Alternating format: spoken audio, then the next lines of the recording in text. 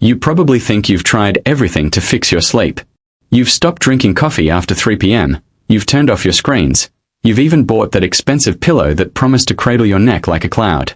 But every night, when your head hits the pillow, it's the same story. You're awake. You're waiting. You're hoping your brain will just shut up and let you rest. And here's the part no one tells you. You may be doing everything right, but you're still stuck inside a sleep culture that's been working against you for decades. Now imagine this. You're in a quiet town in Mexico. The air is warm, but not too hot. Windows are open. You hear life outside, but no one's rushing. Around noon, shops close. People disappear into their homes. And something strange happens. Your body starts to slow down. You're not thinking about emails or chores or errands. You just want to lie down. So you do. You let your body drift into a short nap. Not because you're lazy, but because your body actually needs it. And for the first time in years, you wake up, restored. That's not just a pretty postcard. That's a reality that could change how you think about sleep forever. What you're about to learn isn't some trendy hack. It's a complete reframe of what sleep really means for someone in your stage of life. And how the habits you picked up living in the US, the rush, the control, the guilt over slowing down, may be the very things robbing you of the rest you need. Stick with this, because if you've ever found yourself lying awake at 2 a.m., dreading another long night, this might just be the most important thing you'll hear today. But before we dive in, I want to hear from you. What time do you usually fall asleep? Do you wake up in the middle of the night? Have you ever tried taking a nap in the afternoon? And if not, why not? Tell me in the comments. I read them. I learned from them. And I use them to shape what I bring you next. Let's start with the first shift you're probably not making. Something that changes everything about how you fall asleep at night, how you treat your body during the day.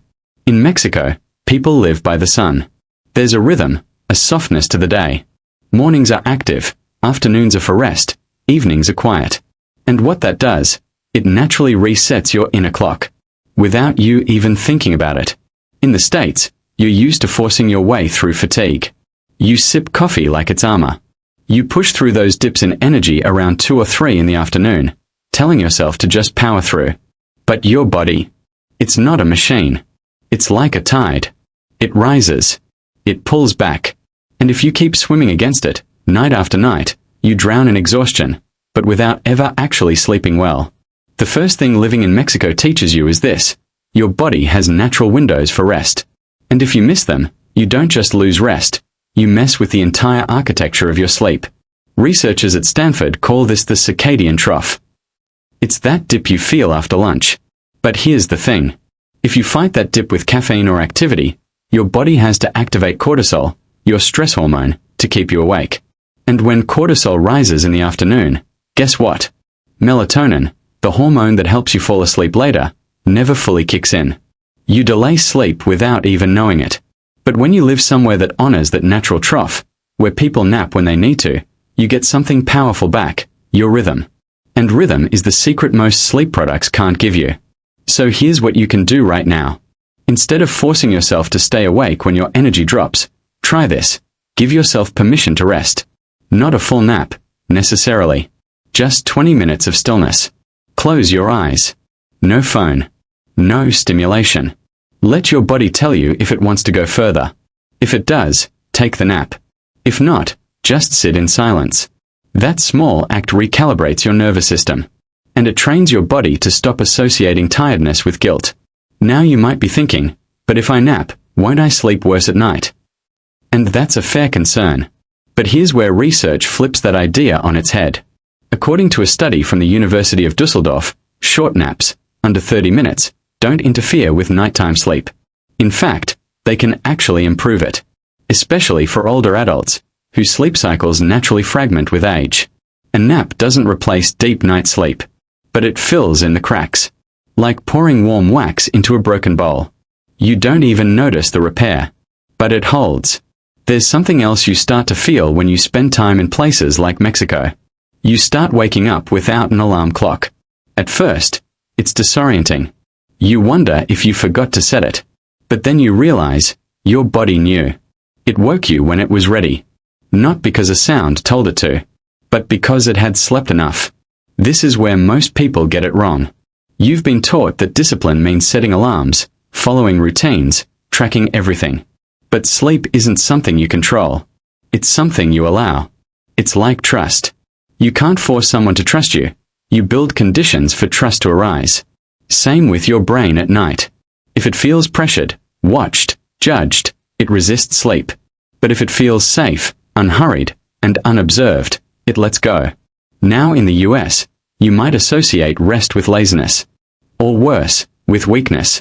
You've probably heard yourself say things like, "I've got to stay productive," or "resting is wasting time." But if you go back far enough, before all the noise of modern life, rest wasn't optional. It was sacred. And in many places around the world, Mexico included, it still is. People pause, not because they're failing, but because they're respecting the cycle of energy. The same way you wouldn't pull a cake out of the oven before it's ready, you don't push your body when it's not fully restored. Think about your own mornings. Do you wake up tense? Already planning? Already checking the news? That tension, those thoughts, they bleed into your nights. Your body carries whatever energy you start the day with. So if you begin your day in fight or flight, don't be surprised when sleep doesn't come easily later. That's why in Mexico, mornings are slower. People ease into their day. There's coffee, sure, but it's not guzzled. It's sipped. There's conversation, laughter, light. And without even noticing, your nervous system begins the day in a state of calm. That calm becomes a foundation for everything that follows. You don't need to move to Mexico to create this. You just need to reclaim something you've forgotten, your right to move with your own pace. That's not weakness. That's wisdom. Here's something most people don't realize. You can't fix sleep by only focusing on bedtime. You fix sleep by changing the entire story your day tells your body. And that story begins the moment you open your eyes. We'll talk more about that in a moment, but let me ask you something. What's the first thing you do when you wake up? Be honest. Do you scroll your phone? Check the clock? Sit in silence? That small moment sets the tone for your sleep 16 hours later. Because your brain starts measuring the day from the second light hits your eyes. And here's something you probably never heard from your doctor. Your internal clock is not 24 hours. It's slightly longer, about 24.2. Which means if you don't anchor it with morning light and rest intervals during the day, it starts to drift. And when it drifts, you feel it, at 3 a.m., wide awake. Not because you're broken, but because your body lost the signal. This drifting is more common after 60. Your sensitivity to melatonin declines. Your body clock gets fuzzier. That's why every cue matters more now than it did in your 40s. Morning light. Afternoon rest. Evening calm. Each one is like a musician in a small band. If one's out of tune, the whole performance suffers. So if you want to sleep better tonight, start by changing what you do during the day. Stop ignoring those natural dips in energy. Stop forcing yourself into a pace that doesn't match your season of life. And stop thinking rest has to be earned. Rest is not a reward. It's your baseline. It's your right. You've made it this far. That means something inside you is already shifting. You're not just looking for tips. You're looking for a different rhythm. One that fits your age, your body, your truth. And that rhythm continues, because what happens after sunset is just as important. So let's keep going. Because what happens after sunset is not just the end of your day, it's the beginning of your night. And if your evenings are noisy, scattered, overstimulated, then your sleep will be too. Now think about your evenings. Not just the hour before bed, but the few hours after dinner.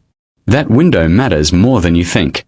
It's the transition zone, where your body either begins winding down, or starts spiraling toward another restless night. You see, in Mexico, the evenings are gentle. Lights are soft. Meals are slow. The air carries this quiet hum, but not much more. People talk. They sit. They move slower.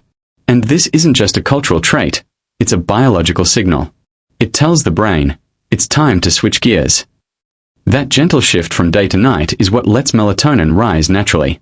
No pills. No supplements. Just rhythm. Compare that to your evening. The TV's on. Maybe the news. Maybe something loud and fast-paced. The kitchen lights are still bright. You're catching up on messages. You're scrolling. You're stimulated. And your brain, it's not shifting. It's bracing. It's defending. And it's certainly not releasing the hormones it needs to drift off later. So here's what you need to hear. Sleep starts hours before you lie down. Not when you brush your teeth. Not when you get under the covers. But the moment your brain senses, the day is done. One of the most powerful habits you can build, especially at this stage of life, is a real wind-down window. Not 5 minutes. Not a quick meditation. But a real, devoted space of time where your environment tells your nervous system, it's safe to let go. You don't need candles and spa music. You need consistency. Lights dimmed. No screens. Maybe a warm drink, not alcohol, but something like chamomile or warm milk with honey. Yes, honey. The National Honey Board found that a small amount of honey before bed can actually help stabilize blood sugar through the night, which in turn keeps your liver from sending wake-up signals to your brain. Now imagine doing that every night. Not perfectly. Not rigidly. But enough that your body starts trusting it. Enough that your brain begins to recognize the pattern. That's when you stop trying to sleep, and sleep starts happening on its own. Let's go deeper.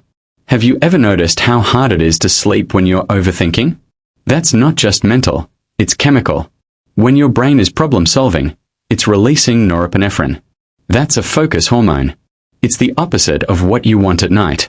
And yet so many people go to bed thinking about taxes, medical appointments, family stress. You're not alone in that. But here's what living in Mexico taught us about slowing the mind. People talk things out, before the day ends. There's more conversation. Less inner spinning. And often, people sit outside for a bit. Watch the sky dim. Listen to crickets. That might sound simple, but it's powerful. Because it anchors you in the body. In the now. And sleep can only happen when the brain stops time traveling. So what do you do with your racing thoughts? You don't fight them. You give them a place to land, before you go to bed. You can try this tonight. Sit with a notepad an hour before bed. Write down anything that's looping in your head. Not to solve it. Just to move it from brain to paper. What you're doing is offloading mental weight, so your brain doesn't carry it into your sleep cycle. That one shift can change everything. Because once your brain feels like it's been heard, it stops whispering in the dark. Now let's talk about another piece of the puzzle, something often ignored, especially as you get older, movement. Not exercise. Not working out. But movement. The kind that connects you to your body. Walking. Stretching. Standing in sunlight. These movements act like tune-ups for your internal clock. And in places like Mexico, that movement happens naturally. People walk more. They move in rhythm with the town. Not to burn calories, but to stay in sync. In the US, movement often becomes mechanical. A scheduled thing. A chore. But the truth is, your body isn't built to be still all day and then magically shut down at night. You've got to earn the stillness. Not with effort, but with flow. And that flow tells your body, it's okay to rest now. So if you're not sleeping well, ask yourself this. How much did you move today? Did you stretch? Did you step outside? Did you see real light, not just bulbs? Because without that feedback, your sleep clock gets foggy. And once it's foggy, your body loses track of what time it is, even if the clock says bedtime. Let's bring this back to something more personal. As you age, your relationship with sleep changes. It's not just about 8 hours anymore. It's about restoration. And restoration isn't measured by hours. It's measured by how your body feels when it wakes up. Are you clear? Are you steady? Or are you groggy, achy, still carrying yesterday in your bones? You deserve better than that. But better doesn't come from another pill or gadget. It comes from letting your body remember what it already knows. How to rest. Deeply. Naturally. Fully. And maybe the biggest lesson from Mexico isn't about naps or light or quiet. It's about permission. People give themselves permission to live slowly. To pause. To step away from the noise. And that permission. That's what allows sleep to return. You don't have to move to another country to find that. You just have to shift the way you see rest. It's not laziness. It's wisdom. It's not a luxury. It's a necessity. You've been told for years to push harder, do more, be productive. But that season of life is over. This is the season of restoration. Of rhythm. Of peace. and sleep is your gateway to that. So here's what I want you to remember. First, honor your natural energy dips during the day. Don't fight them. Work with them. Let rest be part of your rhythm, not something you save for later. Second, give your evenings a shape. Create that calm transition. Dim the lights. Power down the noise. Let your body recognize the signs that it's time to soften. Third, offload your thoughts before bed. Get them out of your head and onto paper. Your brain will thank you in the silence of the night. Fourth, move your body gently throughout the day. Not for fitness, but for flow. Let your cells feel the sun. Let your joints feel alive. That tells your clock, I'm here, and I'm moving with the day. And finally, give yourself permission. Permission to nap. Permission to slow down. Permission to let go of the schedule that no longer serves you. You're not failing because you're tired. You're tired because you've been ignoring your body's real language. But the good news? You can learn to listen again.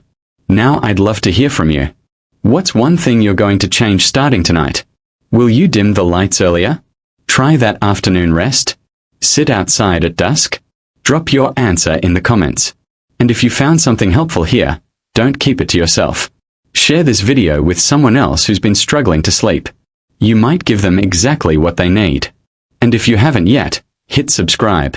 Because we are building something here, a space where rest is sacred, where age is honored, and where sleep is not a fight, but a return home. Until next time, sleep gently. You've earned it.